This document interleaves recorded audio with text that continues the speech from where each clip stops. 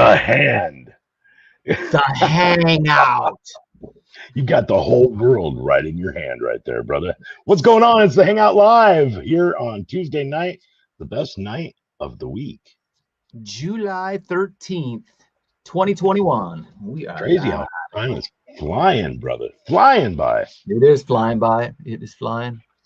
Absolutely. Hey, all right. Claire, Cora, hello. Oh, yeah, they're all jumping in. We appreciate each and every one of you. Hey, our video from last week, our show from last week hit over 21,000 views for the week. So we love you guys for that very much. Thanks for all the support, the amazing support that you guys give each and every week for us here. So, Robbie. Yes, what's going on in August? Is that what you're going to ask me? I've been kind of teasing it on Facebook and stuff like that. I did a couple teases right before we went live. What's up, Joan? Yes, you do need to book your airfare, by the way, Joan. So anyway, we've got a concert coming up. And we've kind of teased it a couple times on the show prior to this tonight, but tonight we can actually announce it is official. It is in the books. Contracts are signed. Deposits are sent.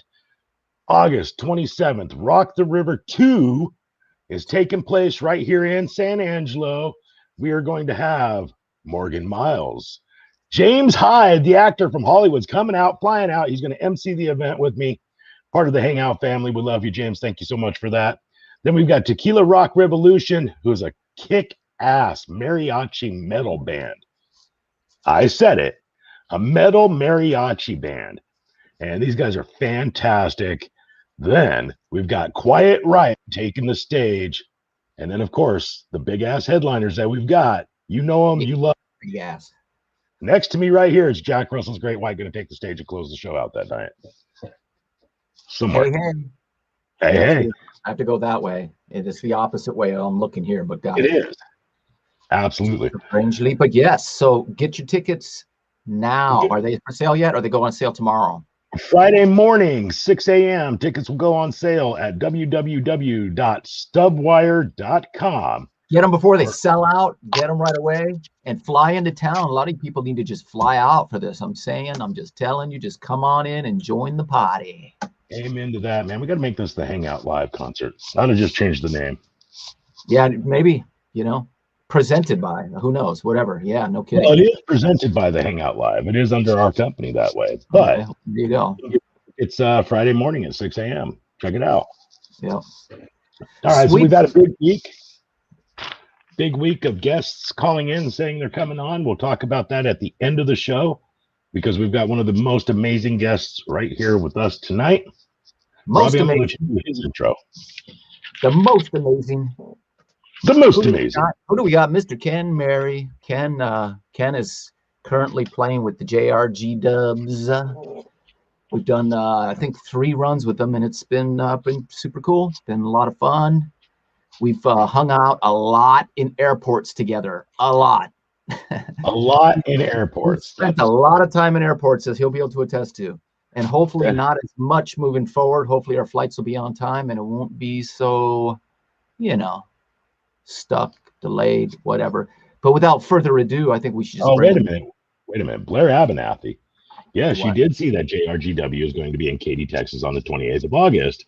However, the 27th of August, right here in San Angelo, is the show you want to see because, of course, they'll have the rest of the Hangout family there as well. They'll have it all of it. James Hyde will be there. Remember anybody from Monarca? Name the shows he's been on. He's, Monarca, Melrose Place, Passions. He just did a movie called Dutch.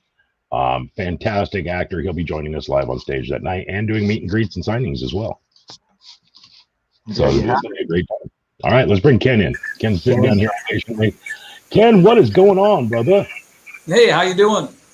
I am fantastic. How's your airport hangover? I'm still a little hungover from the airport, but glad to not be at an airport right now. How's that? No kidding. Huh? So are you living the life of Tom Hanks without a country or what? They set you up so you can't lay down in the seats. They put a bar across it so you can't lay down if you want to. It's like, you don't want people sleeping here, do you? Yes, it's not a lot of fun to be in an airport for 6 hours. 12 hours, whatever it might be. Whatever. Yeah, I think we spent like 24 hours traveling last weekend. Yeah. It's a bit much, really. It's a bit too much. Yeah. Yep. So you guys Sure got to is. tell me what this British accent is all about, because I was hearing that before. Well, I just slide into Spinal Tap whenever it's appropriate. So that'll happen throughout the interview. It'll be like, take a look at this here. It goes to 11. See this board over here? Most of the boards go to 10. This goes to 11. So I was kind of picking up some Russell Brand there as well, man. All right. Yes, I am hearing a delay as well. Are you hearing a delay on your end, Robbie? No, sounds good. I'm hearing a bit of a delay. We'll try to figure that out. So I'm going to mute out for just a moment, let you and Ken talk while I try to work on some technical difficulties. Okay, as you're working on technical difficulties, sounds like a Racer X thing. I'll talk to Ken. We'll do the whole bring it back thing and talk about Seattle. You grew up in Seattle, correct? I did, yes. Yeah. So I mean, boy, the scene there really early 70s, wasn't it? Like Heart came out of there, and well, before that was Jimi Hendrix came out of Seattle. A lot of people don't know that, but yeah, if you look at the timeline, you have Hendrix and then you have Heart. I mean, there's a lot of notable bands I'm sure I'm going to miss, but in terms of the major bands that were coming out, then in the 80s, you had a big metal scene with bands like Queensryche leading the charge, Metal Church, Fifth Angel, Heir Apparent. It was like a pretty big metal scene going on. TKO was another band. TKO was from there. Oh wow, I thought they were Florida. TKO's from Seattle. Yep. And what about Rail? You got to remember Rail. It was a very robust music scene, actually. And then what's really ironic about it is all the 80s in Seattle was kind of a metal scene, and then the grunge era hit really around 92. So, and that sort of was a big transition for the whole area, of course. And that's where Pearl Jam came from, Soundgarden, Nirvana. So Seattle ended up being, the mecca for grunge, actually, which was, we thought was a little weird because it really was kind of a big metal town. Yeah, it's pretty bizarre, really. Now, you remember the band Rail, right? I sure do, yes. Okay. First winner of the MTV Music Battle of the Bands MTV. I actually played a show with them way back when. And it came full circle, played a show with them, I think it was 2 years ago. It's like, oh my God, we're playing with Rail? What? It's been, Well, they were actually an influence on me growing up, I mean, like they were they were one of the huge bands from Seattle. And certainly, they used to draw a pretty huge crowd. I mean, they went on tour with Van Halen for like a 50-city tour, and like you said, they won the MTV Basement Tapes, and so that was a band we all looked up to, and I will say, we were influenced by as well.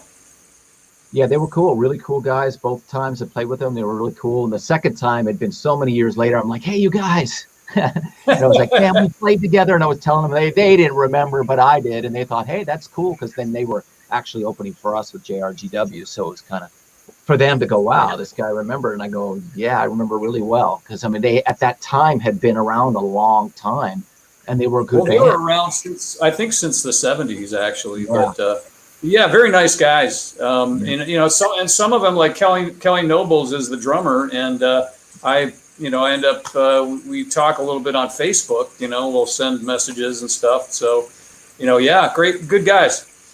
Yeah, it's really cool. So for you, what started you playing drums? How did that all come about? Where the music, go back to, I don't know, how old were you when you picked up? Well, it's kind of interesting in terms of drumming itself. I've said this in other interviews and other drummers. I've heard other drummers say this too, that, they didn't really choose drums chose them. And I think what they mean is, what happened to me is when I was a kid and I had pens and pencils, in school, they used to take them away from me. I'd be hitting desks and, what you mentioned earlier, pots and pans and whatever you could get your hands on, I was always drumming on something. And then in elementary school, I think it's 6th grade, they ask you, well, would you be interested in playing an instrument? And I was like, yeah, drums. Right. So that's kind of where it started. And I started out with just a regular band teacher teaching me the rudiments. Oh, wow. And then I ended up working with a drum teacher named Dick Stensland out of Seattle, and he was really a fantastic teacher. I mean, he exposed me to things like Chick Corea, Return to Forever, Steve Gadd, Latin music, fusion, pop, rock. I mean, basically all the different styles. Buddy Rich, all of the great jazz players, Louis Bellson, Billy Cobham, like all the greats of the day. He was influencing me and showing me what all these guys did, and we were listening to their tracks and trying to figure them out and that kind of thing. And he was just a great teacher. And then unfortunately, I saw Kiss shortly thereafter. And that ruined you after that, huh? Yeah, I saw Kiss after I'd been taking drums for a while, and I saw a show up at the Seattle Center Coliseum, and my mom let me go with one of my older friends, and once I saw that, I was like, oh, I want to do that. Right. I'd rather do that. I don't know if I want to be a jazz dude. I'd rather play a Coliseum. So yeah, exactly. It kind of made it a no-brainer. A lot of people went, whoa. Yeah, this is what I want to do when you see Kiss or Van Halen or whatever. So what about brothers and sisters? I have 3 sisters, and we all obviously growing up in Seattle, with an active music scene, they definitely were always super supportive. My mom was super supportive. I could say. I know a lot of people are like, well, my parents didn't want me to be a musician and all that. My mom was an immigrant. She immigrated from Poland in World War II, and she saw some things in her lifetime that we can't even imagine. I mean, my grandfather saw people lined up and shot. My mom, in the middle of the night, renegade Russian soldiers came into their house and stole all of their food and were going to kill them.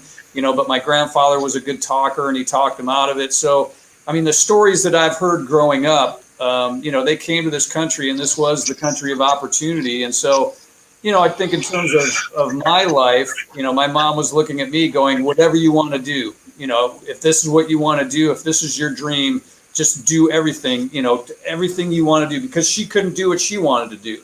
So, it was one of those things where she tried to make sure that I could. And so, that's something I really appreciate about my mom. What an awesome woman. So where do you fall in the line of the sisters? Who's, age-wise? I mean, where are you in succession? Well, we don't like to talk about that too much. No, you don't need the numbers. I mean, just like, are you the oldest, the youngest, middle? Yeah, I'm the middle. I'm in the middle. Okay. Yeah. I know you're like 25, 26. I know. Yeah, everyone's 26. Right. Plus or minus, A few years, yeah. So then you started taking the lessons in 6th grade, and then what was your first band? What was the first thing that you did? First band, really, I'd say, Fifth Angel is really, my first band. I started playing in that band when I was in junior high, and Wow. They were in high school. They came out to a talent show up in Seattle, and they were like, wow, this drummer's, pretty good for being a kid. And so I ended up playing in that band, and that's the band that ended up, we ended up getting signed to Epic. We had, actually, we opened for Rail at one point. You were talking about Rail, but we actually opened for Rail at one point. And once we saw what happened with Queensryche, going back to, the early 80s, Queensryche put out an EP in 1983. And I remember talking to Chris DeGarmo. I think I saw him at Lake Sammamish or something. And he was telling me about, we just got some money together, and we're in with this producer, Tom Hall, and we're recording this album. And, we hope it does something, but we're really excited about it. And, next thing you know, they were getting played on KISW, which was the major radio station in Seattle. And we saw that just take off. I mean, the guys in Fifth Angel, we saw Rail work for, 10 years or whatever. I mean, they started back in the 70s, and we saw them just working it. And nothing really ever, not really breaking through. I mean, they did, of course, tour with Van Halen a little bit later, which was kind of a big thing. But Queensryche, just took off. I mean, the record took off. It was covered in Kerrang! Magazine in England. They ended up getting picked up by EMI in the United States. And their very first tour was with Ronnie James Dio. So, they basically went from, nothing to a rehearsal hall and a recording studio to opening for Ronnie James Dio. So, we saw that, being in Fifth Angel, we were like, well, let's do that, So we got our originals together. We got some money together. We went into a recording studio with a producer named Terry Date, and it was his first record. And Terry went on to produce bands like Soundgarden, Limp Bizkit, the Deftones. He went on to produce, many platinum albums, but the Fifth Angel album, I believe, was his first album ever. And so we were all kind of learning in the studio how to make things sound good and sound, make sure that we were very exact in what we were doing and making sure that the record was tight and things were in tune and in pitch and in time. And we really worked very diligently to make a great album. And I think it really does show on that record. If I go back and listen to it, to my ear, it sounds like we had Pro Tools, and that's, Pro Tools was still 10 years off. And I think around 95 is where Pro Tools really came into its own and people could actually use it for recording. So, we were 10 years ahead of the game in terms of really trying to craft our record and really trying to make it sound the best that it could possibly sound.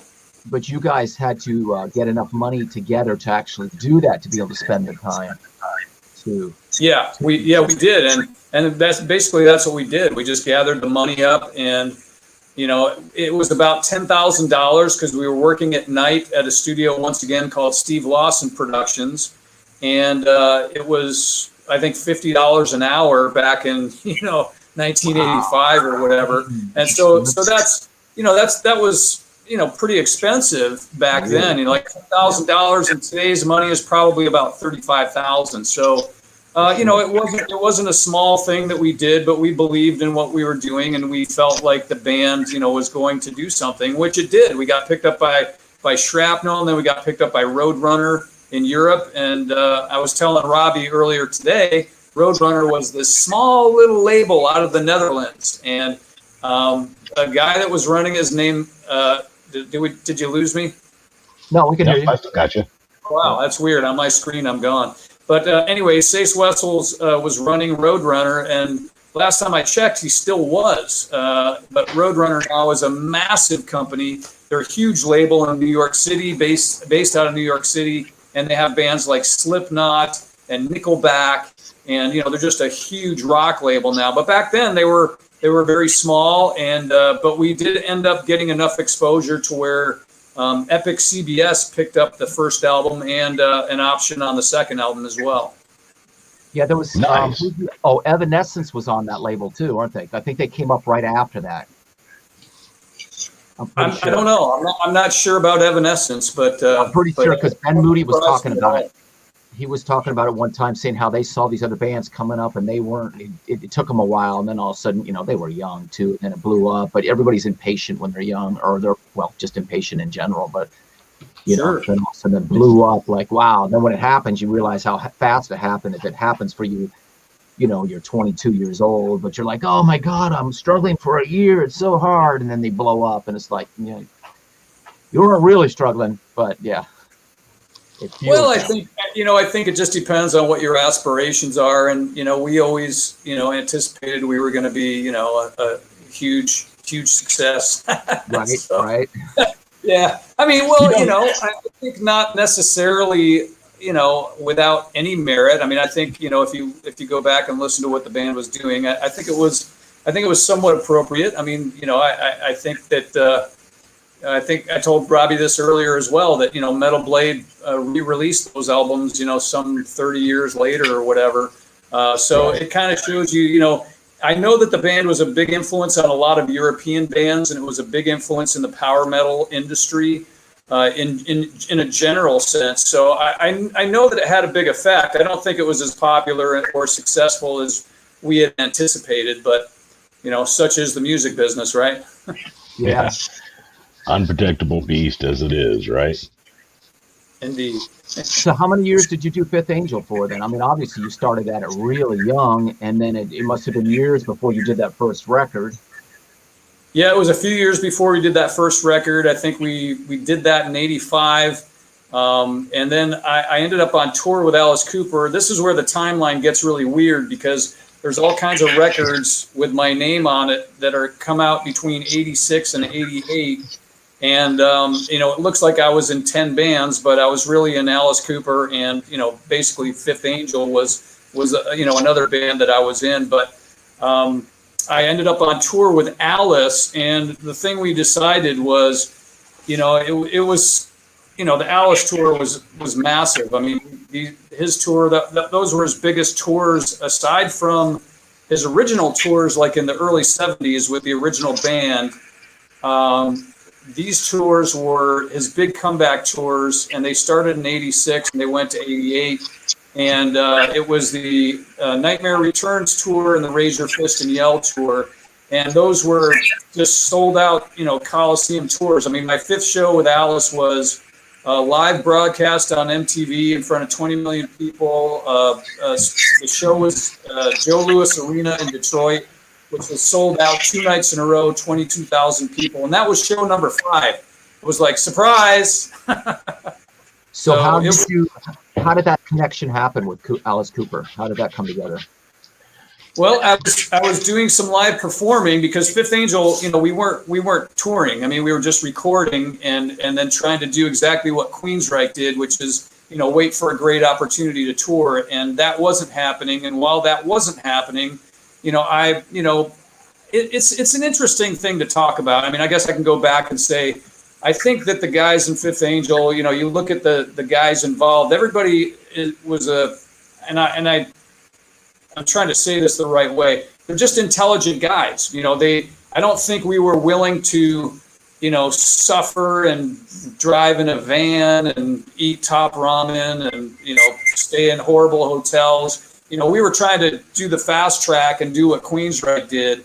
And so, everybody was kind of, working to make that happen. And I was wanting to go out and play and perform. And so I was touring with a guitarist named Randy Hanson. Oh, yeah. Okay. You know who that is, Robbie? Oh, yeah. Is he from Seattle? He is from Seattle, yeah. Oh, okay. I definitely know who he is. He was known for being like the Hendrix guy. He was doing the Hendrix thing for years. In fact, I think he was dressing like him, right? Doing the whole...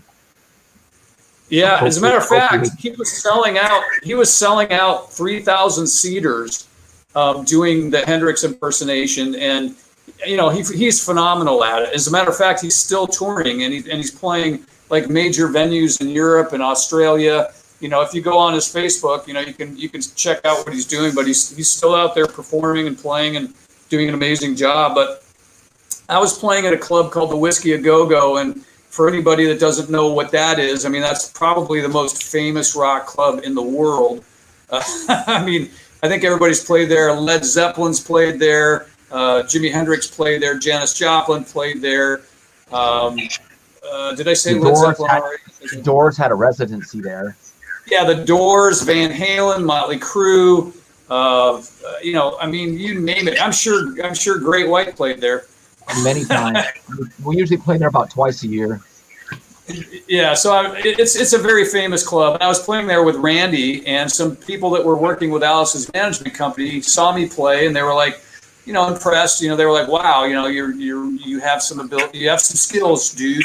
And so they said, "You want to come down and audition?" And here's another chance for me to throw my dime and take a chance. I said, "Well, are you flying people down?" And they said, "Well, we're not flying anybody down, but if you want us to hold a spot for you to audition, we've got." They had like 3 days of auditioning drummers, and so I walked in there, and I just remember walking in and knowing the material. I had it cold, and then we didn't play any of the material. we just kind of jammed, and Kane Roberts was there, and Kip Winger was there, and I'm pretty sure. Randy from Wasp was there at that time. He ended up not actually doing the tour, but he was there. So we jammed on a bunch of songs, and Kane told me at the end of the rehearsal or the end of the audition, he goes, I can't imagine anybody coming in here that's going to do any better, but we still have another day of auditions and we can't cancel them or anything. So, we're going to have to do them. And I was like, okay, and, no worries. And so, after I think 2 days later, I got a call and they just said, hey, you're in. And so it was pretty impressive going from, playing clubs or small theaters to all of a sudden, this massive whirlwind of, sold out coliseums. And, it was really, I was a pig in slop, it was a lot of fun. So where was the auditions at? Where were they holding them at? Sound City, which is actually another very famous place. If you watch the Dave Grohl documentary, he took the sound console out of Sound City, which is the recording studio that was right across the parking lot from the rehearsal studio. So we were rehearsing and the auditions were held in Sound City. So you were out here in California for the one gig, and so the auditions were that next week, or when were they? I think they were probably a couple weeks later, and I had to fly down, and I had to fly myself down. It was $350 if I remember right, or somewhere around $350, which again, back in 1986 dollars to somebody that didn't have much money, that was like, hey, do you want to take a risk? And I knew that there were going to be a gajillion drummers auditioning, but you're young, you got to take your shot, and so that's what I did. So that's the one thing I can say is, you do have to take your shot, you have to take your chances. And if you believe in what you're doing and you believe in your skills, then, when you get the opportunities, you have to take them. Yep. And I can attest to you being prepared. I'm sure you were prepared, because coming in to play with us, you knew the set really well, which we were all like, wow, he learned these parts right. It's like, really doing your homework. That's how I like to be too. I like to do my homework. I really have to, go over the extra mile, because otherwise you come in and you're like going to be jittery, right? Like, I don't really know the parts. You want to know those parts. Sure. Yeah, to be honest, I would have liked to know them better, but I think as you get older, it's harder to retain the information. Right. We have a question. Are you still living in Seattle? They want to know. No, I'm actually living in the Phoenix area. So I've lived in Phoenix for a number of years. I lived in LA for a number of years as well. And the reason I live in Phoenix is because I was fooled into it. I was tricked. I was tricked into moving here, because every time I was in Phoenix, it was like March or April, and I was at a beautiful resort hotel with palm trees and grass, and I was at a pool with an iced tea, sitting there, going, wow, this is just like Hawaii. And then I moved here in September, and it was 109 degrees and dirt was flying everywhere, and I was like, I don't remember any of this. Yes, they say the temperatures stay nice and temperate around 75 degrees in Phoenix. No, I always tell everybody, I go, 9 months a year, this is an amazing place to live, but there's 3 months a year you probably want to live somewhere else. I'm there with you. See, it's opposite here. It's about 3 months a year it's nice and comfortable, and 9 months that it's just hell. Where's that? West Central Texas. Oh, yeah. Well, I will tell you this. I will take, my wife is from Dallas, actually the Arlington area. And I was in Arlington a number of times, and it was like 90 degrees and like 90% humidity. And I will take Arizona at 105 with very low humidity over Dallas at 90 degrees any day of the week. I mean, anytime. Yeah, it can get very miserable here. We had a LAF wants to know, how the hell did grunge take over so quickly, in your opinion? Well, I think there's a couple things. I mean, I think, everybody, and if you look through music history, if you look at any decade, it seems to me, and I'm a big music history buff, if you go into the 50s and you go like, okay, it was Elvis and Buddy Holly and, all of those kinds of bands. Then all of a sudden you hit 1960 and then right around the corner, all of a sudden the Beatles show up and it's a whole new ball game. And it's a whole new style of music, and all of a sudden the bands totally change. And then by the end of the 60s, all of a sudden you get to the 70s, and all of a sudden it's Zeppelin and Queen and, like all these other bands. So I think the cycle, and then you go to the end of the 70s, and you go like, okay, it's the disco era. And then all of a sudden in the early 80s, there was a big change, and people were burning disco records, and and all of a sudden it was the metal scene, you know, in the early 80s. And then in the 90s, you know, you go to early, you know, 92, all of a sudden there, you know, here's another huge change over in the style of music. And then, you know, the only time that seems like it kind of missed was 2000. You know, I don't remember like any huge shakeup, you know, around 2000 or really even 2010. But if you go back through music history, that really wasn't uncommon. But why it took off so quickly, I just think that it was genuine for the most part. I think you know, the bands weren't really worried about being successful and selling millions of records. But, you know, some of the bands came up with brilliant songs. I mean, you know, when I saw Nirvana "Smells Like Teen Spirit," I was like, you know, you know, it was a great song and it was a great video, and you knew that something had changed. The only thing that I kind of object to in that whole thing was grunge didn't last very long. It lasted like a few years, and instead of like augmenting like even bands like Metallica and Megadeth and, you know, Iron Maiden, these were bands that were huge bands in the 80s, still having trouble during this grunge era. Like, for some reason, if you liked grunge, you had to reject everything else. And I object to that. I think that's really stupid. I don't think it had to be that way, but for whatever reason, the industry wanted to make it that way. And I think it was an industry decision. I don't think it was a fan decision, because if you look to Europe never lost, you know, their love of metal. It's still humongous over there. And for whatever reason in the US, you know, we decided, oh, this needs to be put away. And I think it was kind of disingenuous. I mean, and if you look at how many fans are still there today, you know, for classic rock and metal, and you know, it's still a massive business in the United States, and it's almost like it's not allowed. One of the bands I was talking to a friend about is a band called Arch Enemy. In South America or in Europe, you know, they'll play in front of, you know, 100,000 people. They come to the United States, they're playing, you know, House of Blues, you know, in front of 1,500. And you go, you know, what's going on, you know, in the U.S. that metal is just not, it's almost like it's not allowed. It's not allowed on any of the major stations. It's not allowed on YouTube. It's just, for whatever reason, it's just not, you know, there's something going on with that, but that's a whole different story. No, it's theories are alive and well at Sonic Fish Productions.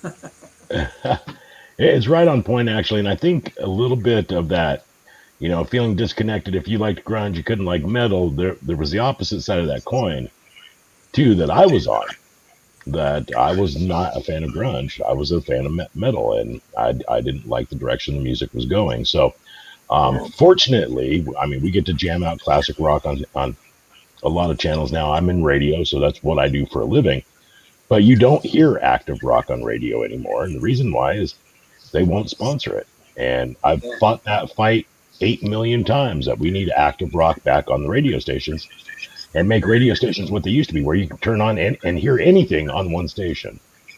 And they just won't do it. The big powers that be out of that influence era of grunge will not allow that to take place. Yeah, it's really weird. And to augment that story, I'll just give you a story of I worked at a studio called Scream in Los Angeles, and Randy Alpert was the son of Herb Alpert of A&M Records fame. And he told me when he was a teenager, he was producing R&B albums, and he would literally take like a wax test pressing of an album, and he'd go down to a radio station in Los Angeles and say, hey, could you put this on the air so I can hear what it sounds like on the radio? And they would. I mean, could you imagine me walking down to like KUPD and say, hey, I've got something, you know, I'd like you to put it on the radio so I can hear what it sounds like? I wouldn't even get past the receptionist. You know what I'm saying? Like, it's so corporate now that it's a completely different animal. And I think if you look back, I mean, I personally love the music of the 60s and 70s, because to me, like, I mean, think of the 70s and the difference in the bands. You know, you had stuff like Jefferson Airplane, you had Led Zeppelin, you had Queen, you had Aerosmith, you had like all of this stuff that was completely different, and it was all a hit on radio. and you just go, well, yeah, what happened to that? And I don't know what happened to that. You probably know better than I do, but I object to it. Radio stopped being about music and it started being about advertising.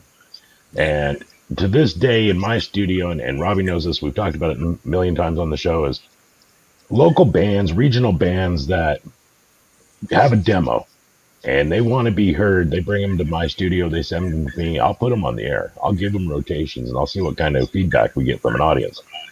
That's what separates our station, but that is so rare anymore. Even with radio pushes on new singles from bands that have had a name, that have done this, pushing a single through the radio stations is next to impossible at this point, because it's such a programmer's world now, and that programmer has absolutely no idea what kind of music actually fits. They take, okay, well, this song sounds good with this song, and we'll play this song after this song, and there's no love or passion for the actual music anymore, and I deal with that daily, and it pisses me off to no end. It is unfortunate. I think it's a great comment. I think it changed music. I think music is very corporate now, and instead of encouraging creativity, it just encourages sameness. And one of the, well, I don't want to get into actual comparisons, but I just don't want to disparage any bands out there. But I think there's a lot of music that sounds almost identical, and you're just going, well, what's the point? I don't know. There's a ton of oatmeal out there, and I don't mean that so disrespectfully, but oatmeal is good enough to fill you up. It's not something that you're going to run out and pick up. And there is a lot of that, because if they say, okay, well, this sound works and this sound hit, and they made money and they're out on tour, we need to replicate that. And the artistry in it all has been lost. It's been the identities, and you take Freddie Mercury and you take Ozzy Osbourne, both incredibly and talented human beings that coincided during the same period of time, and both won over the same damn fans. And you don't have that now. You've got, let's make this sound exactly like this. Let's make every woman in country music sound like Taylor Swift. Let's make and that's where music has gone, and it's disgusting. And the art of being an actual DJ is dying. I mean, we're a dying breed. It's all computer programmed and syndicated and crap. So I'm sorry, I'll get off my soapbox. No, I like the soapbox. It's a good soapbox. Because right. I agree with you 100%. Yeah, the artistry's gone. We have a friend, Morgan Miles. She's a singer out of Nashville. Robbie knows her real well. We've had her on the show, and she's got one of the most amazing female voices I have heard. It's like you took Melissa Etheridge and Robbie, Janis Joplin, and they came out, and here's this voice. I mean, she's phenomenal. But they put her in a studio in Nashville, and they go, choke it down, sound like Carrie Underwood, and you don't hear her anymore. The artistry is completely out. Yeah. Yeah, Robbie agrees. Yeah, it's true. Yeah, from how she sings live versus no question, there's a difference. I was like, wow, there's a big difference. But Absolutely. Anyhow, here we are. So, questions. I got a question for you. Are you frozen? Or are you still there? Oh, you're there. Am I there? Yeah. I wanted to know, from that period, you said there was a lot of records you were on in that 86 to 88, 89. Name some stuff you were on, some records you did. So give everybody an idea. Oh, yeah. The thing is, I was wondering because you were frozen, but then when I looked with my glasses, you blinked. So I went, oh, he's still there. Blinked. So I was too busy being funny. I didn't hear the question. I'm sorry. The question was, nothing phases right. In that period from 86 to 89, you said you were on a lot of different records. What records? Who did you play with? Give us some idea of some of the stuff you've done. Sure. There's in that time period, there's some Chastain albums. There's a couple of Fifth Angel albums. Well, I think the second one was 89. There's an Alice Cooper record. There's just a lot of different things. I'm trying to remember some of the other ones. I'm sure I'm missing some.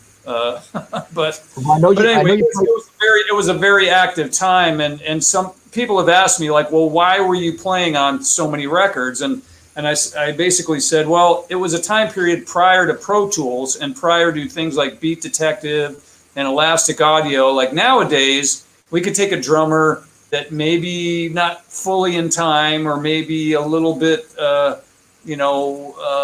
maybe call them loose or sloppy or whatever. And now with the technology available today, we can, as long as the parts are good, we can edit it and we can make it sound solid. And back then, I used to do a lot of studio work with a lot of different producers. I mean, I worked with producers like Michael Wagner. Oh, Bonfire Records in there. That went gold in Germany. So there's another album.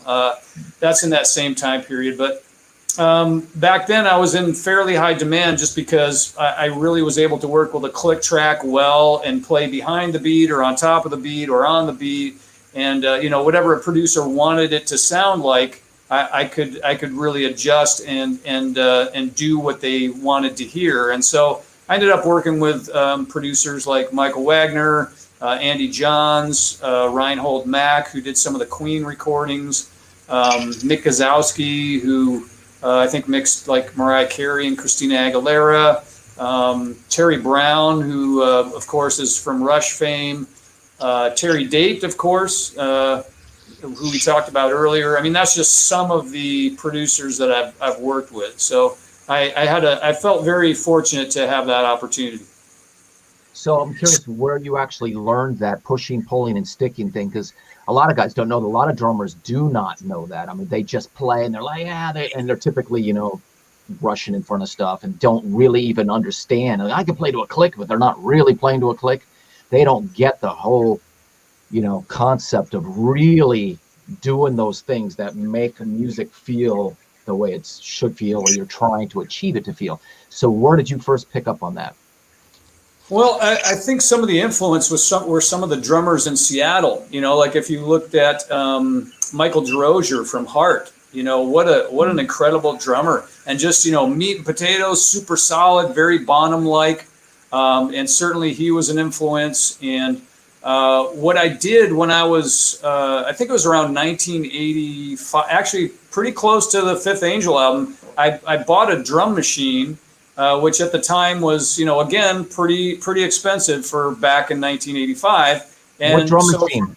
Which one was it? What drum machine did you get? It was an Oberheim DMX. Okay. Do you remember what that was? I don't. No. They were expensive. Remember that? Do you remember the Lynn drum machine? Yes. This was the competitor to the Lynn, basically, okay. And the Oberheim DMX was very similar to the Lynn. They had very similar sounds. I mean, it was really, and I became an expert at programming and making a drum machine sound as close as it could do like an actual drummer, and triggering it with pads and, doing all kinds of crazy stuff. I was sort of fusing electronics with live drums at that point. And the reason I bought the drum machine was so I could just sit down and I could really learn to play with the click. And so I don't know where I developed it. I don't remember hearing this from anyone. I think this is something I just developed on my own. And I call it, when I do drum clinics, I talk about this. I call it walking, crawling, and running. And the walking part of it was where I spent time. I took about the better part of a year and just sat down with a drum machine and just got really solid, being able to play like exactly on the click with no feel, but just very robotic and just locking on. That's what I call walking. And that's what I started with. I started being able to just program grooves and then just completely 100% just lock on without any feel to the drum machine. And then I did what I call, I'm sorry, that's crawling. Sorry. Yeah. I don't even know my own stuff. So that's crawling, when you can lock on with the click and you don't have any feel, but you can exactly play right on with the drum machine. That's crawling. And then I moved to walking, which is you can lock totally onto the drum machine, but you're going to start putting in the accents and the feel, and you're going to start putting in, some dynamics into the playing and infuse that. And then once you play with the drum machine and you're able to do that, that's what I call the walking part. And then running is where you're listening to that click and you can be on the click, or you can pull back a little bit on the click, or you can go ahead of the click. And I call that running, because at that point, when you can do that and you can adjust and you can modify where you're at on that click, basically you're using it. It's not using you. It doesn't drive you. You're using it as a tool, and you're making it serve your needs and as a drummer. And so, that's something that, excuse me, I think that's something that I developed on my own. I never heard that from anybody else. And I've been talking about that in clinics for years now as well. So, because I do think that's the single most important thing for a drummer. Like, if I was going to tell all drummers one thing, you are the timekeeper. If you can't keep time, then what's your job? You don't have one at that point. So it's nice to have chops. It's nice to have, to be able to do all the flashy, crazy stuff and stick tricks and all the other stuff. But if you can't groove, you're probably not going to get a job with anybody. Yep, that's right. That's it in a nutshell. So I know you played with Don Dokken, or you played on his records, and we were talking to Don this weekend, and before you showed up, you guys were delayed again, right? You were hanging out in an airport somewhere else other than where we were at, and Don was on the flight with us, and we started talking about you. He goes, "Oh yeah, Ken, I love Ken. He played on 2 of my records, and I got him to sing for free." So that was kind of cool. And then of course you guys reconnected. Yeah. I guess you did 2 of his records. There was like when he went solo, is that right? After Dokken, so it was on the solo records. Yeah, and it was a great experience. It was a lot of fun, and I think he was kind of learning some things about production too. He actually was one of the people that was like, okay, I want this part of the song on the click, and this part of the song a little bit ahead, and this part behind, and he was experimenting with different feels, and which is a cool thing to do. Sometimes within one song, I think it can be a little bit much, but it was a lot of fun. I mean, I did enjoy playing on those records. It was a blast. Don is definitely a cool guy to work with. And then Elita Ford, what'd you do with Lita? I know there was something that you did. Yeah, I did a song for Northern Light Orchestra that I produced, actually, and she sang on it. I think Kip Winger did the orchestration. I'm trying to remember who. I think David Elfson played bass. Trying to remember guitar-wise. I'm blanking offhand, but anyways, it was one of those sort of super group things that get put together, and it's actually out on YouTube. I think you can. I'm trying to remember what the name of the song is, but if you just put in Northern Light Orchestra, Elita Ford, I'm sure it'll pop up. Cool. That's cool. So what other things? Who else can you? As far as artists, yeah, I did. Well, the probably the biggest thing I've ever done was I was in Jesse and the Rippers on Full House. I don't know if you know what that is. Wait a minute, was that with Chuck Wright? No, actually, Chuck was on the show after I was on it. I was on the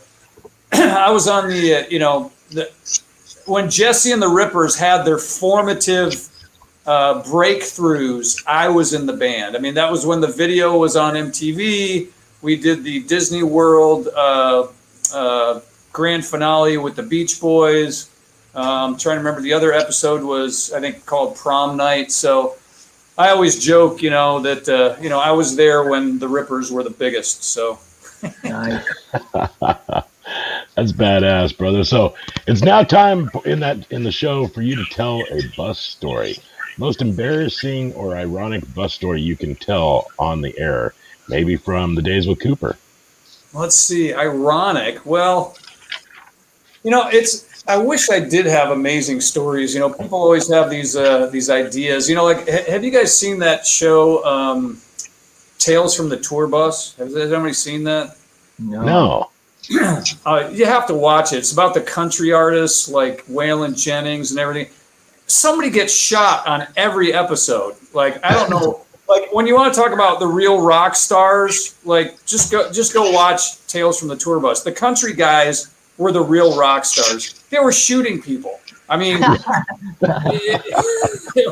like, You'll watch it and be amazed. But as far as funny stories, I mean, I will tell you one time. I don't know how funny this is, but well, there's a couple things that come to mind. But we did have a bus driver we called the driver from hell, and we actually got him a T-shirt that said "Bus Driver from Hell," and he thought it was like a shirt of endearment. Like we thought he was really cool, but we actually thought he was the bus driver from hell.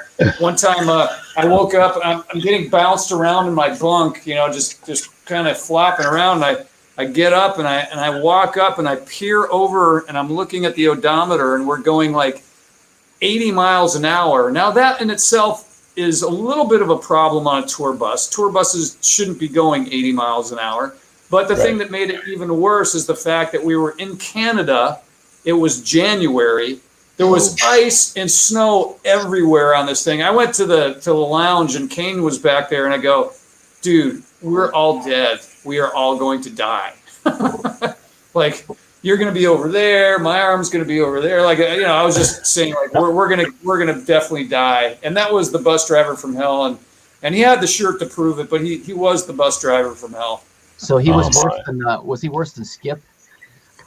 Was he worse than what? Skip. The first run he did with us, this guy was driving a limo, a bus limo.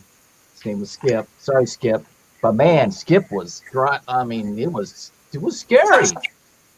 It was, and I remember going. I go, how far are we, Robbie? Because he's looking at his GPS, and he goes, well, we're 3 minutes from the airport, but at this speed, probably 1 minute. We're 2 minutes from the scene of the crash, and that's good. Well, I said we're either 1 minute from heaven or we're going to be like 1 minute from the airport. And then what's even funnier is he missed the turnoff, and as soon as he could turn around, we were 16 minutes from the airport. Oh, and he was so we went from being like 1 minute to the airport to like now it was going to take another 16 minutes to get to the airport. So, yeah, that's a funny story. Oh, yeah, he was a nut. Don't tell me Skip's watching this thing right now because I feel Skip.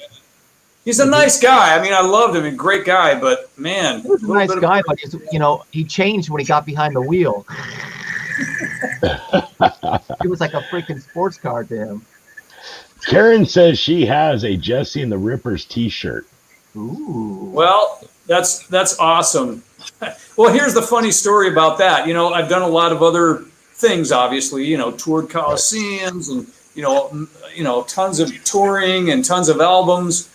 But when I was on that show, it was literally the #1 show in the United States. So at that time, I think it was being seen by something like 60 million people or something stupid like that. So if you add up the numbers and you go, okay, I was on 3 episodes of that or whatever, and you go, more people saw me on that than anything else I did.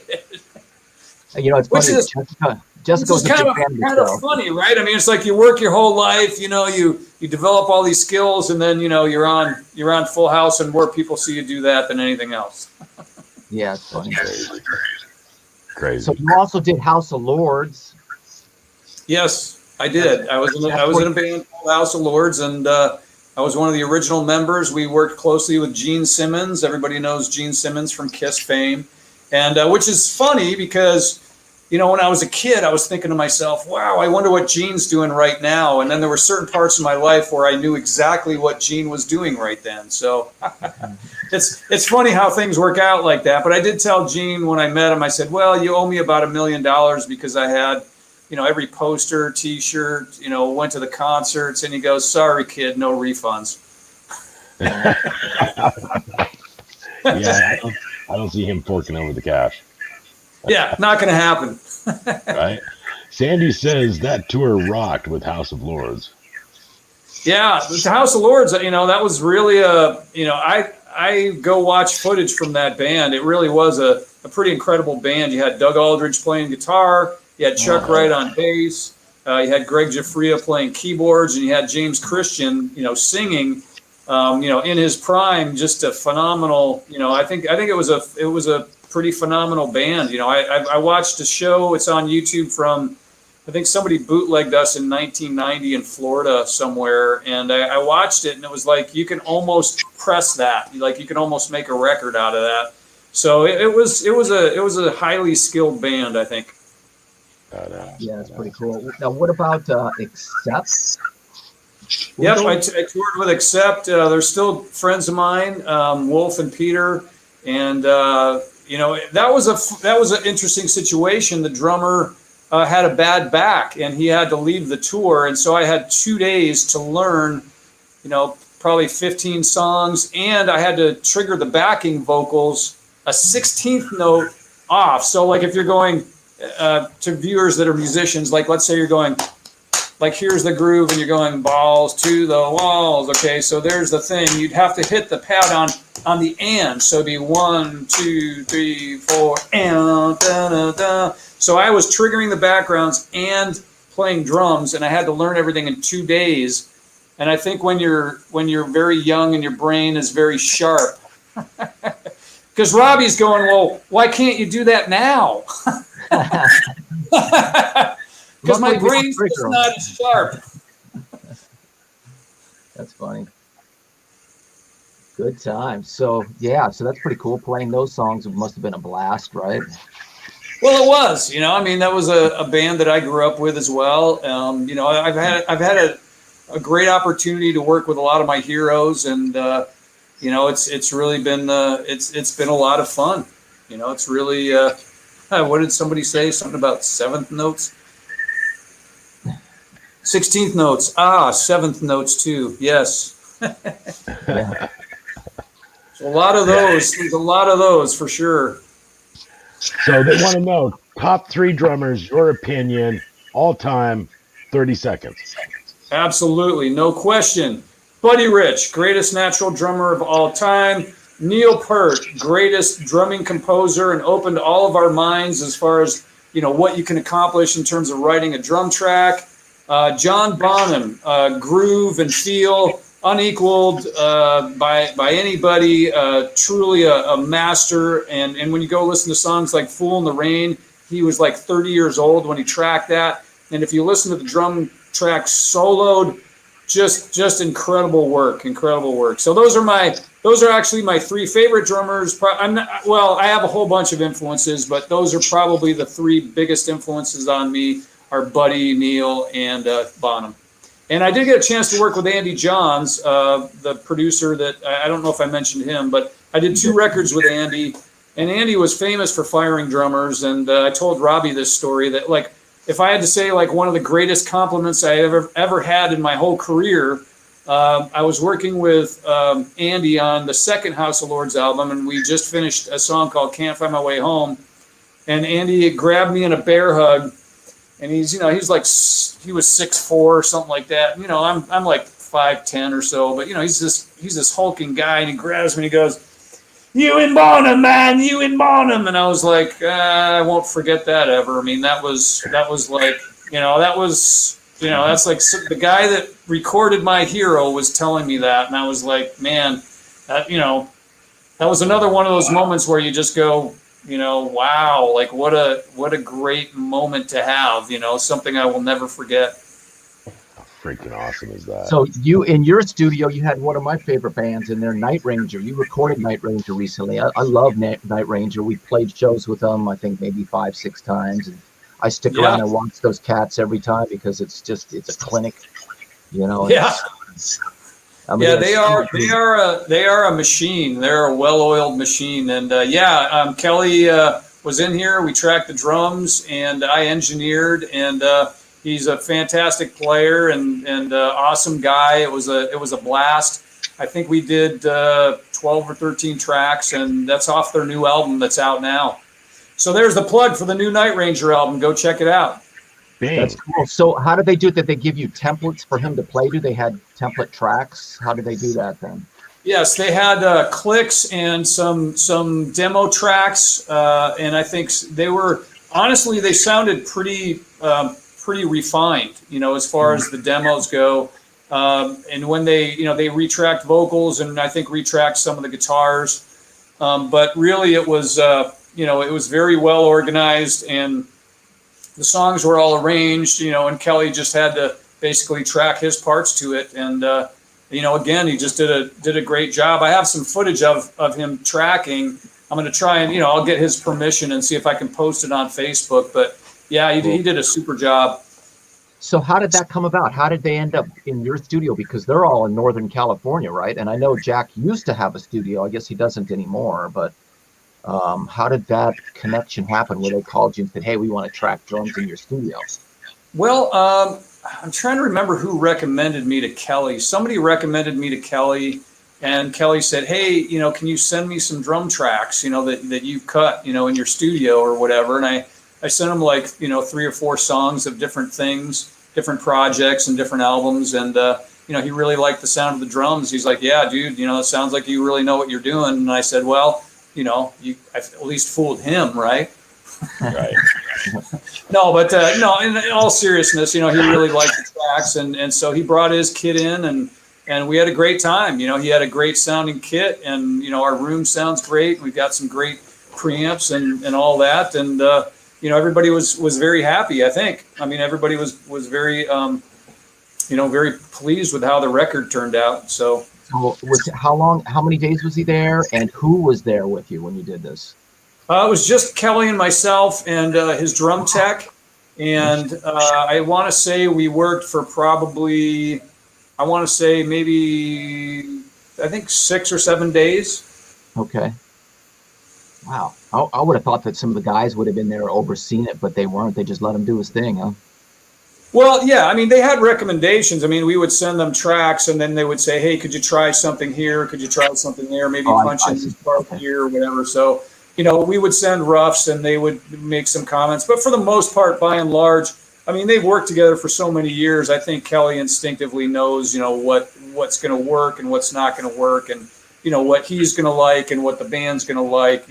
I think it's probably very, it's not like they're far apart. You know what I'm saying? Like they've worked together for so many years that, he knows what he needs to put on there. So that being said, take us on the tour. I got my glasses on. Let's see the place. All right, let's see it. Let's see if we could take a look here.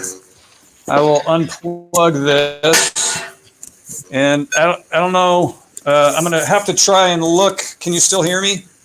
Yes. Okay, here's a rack there. It's got like tube techs, event techs, Apogee, APIs, the Orban, Distressor, the Neve, some Yuri LA4s, some Symmetric stuff, some Yamaha, SPX 90, Rev 500, some DBX. Can you see all that stuff? Yeah. Kind of. Okay. Yeah. And then over here we just have like some more Yuri stuff, some BDE stuff, some Transient Designer. I've got some really cool Altec Lansing preamps that have Jensen transformers in them. It's actually really cool. Wow. Got some Lexicon stuff. But here is the piece de resistance. Here's the console. Can you see that very well? Oh, yeah. Yep. Nice. Yeah. So there's that. And that's which one is that? SSL? Which one? This is a SSL 6000. 6000. Okay. Yep. And it's a G plus computer. So it's vintage. I think this is a 1986 console. And you can see the NS10s and the KRKs and some Westlake audio monitors back there. And trying to think of what else I could tell you. You can see so you can see how crazy the patch bay looks. How's that? Can you see that? Yep. Yeah. That's like also it's also good for making phone calls to Tokyo or something. Nice. I mean, nice. Yeah. And so you want to go see the tracking room? Yeah, I do. I want to see it. All right, going over to the tracking room now. Here's actually the this is the tower room. Oh. That's the HDX and the computer. Oh, you got the HDX. Oh, all right. Yeah, the fancy stuff. Fancy. And then we'll go over to the tracking room and show you guys that. And then I'll have to throw you out. Yeah. That cost you $60 an hour, boy. That's right. So let's see. I'll turn on some lights here. Apparently not that one. Let's see. So this is my drum room. I'm sorry to be. I'll try and. Is it fairly stable? What you can see? I don't know. Yeah, that's cool. That's good. All right. So that's my drum kit. I'll go around the backside here, but this is basically my kit. Reference series, and I'm trying to just kind of pan slowly. Can you see everything? Not really.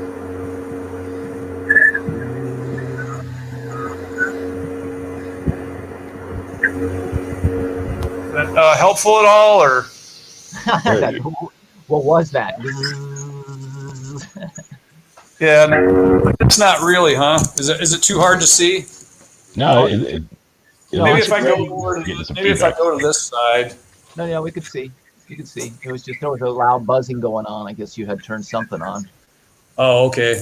Here, let me move this light out of the way, but you can. That's cool. Yeah, it's a drum, and I usually leave that mic'd up and ready to go. And then if you go over here, this is where I'll track vocals through this Neumann U87. U87, cool. Yep, and we set up like a little vocal booth with the gobos in the back. I don't know if you could see those. Yep. But there's gobos behind the drums, and that's really about it. I mean, it's not a as far as the studio itself. It's not, we don't have 5 rooms or anything like that. We just have the tracking room and the control room. That's cool, though. So pretty cool. Hell yeah. So now I'm walking through the hall and going back to the control room. Is that in Phoenix proper, or where are you at? Yeah, we're actually in Mesa. Oh, you're in Mesa. Okay. We're in Mesa, Arizona, which is it's just an outskirt of Phoenix. So sure. I feel bad. Could you actually see anything through that? Sure. No, it's good. Okay. What exit are you off of? You're off of the not Superstition. Is it the 101 or 202 or what is it? I'm around the Brown Val Vista area. Brown and Val Vista. Are you familiar with that at all, or no?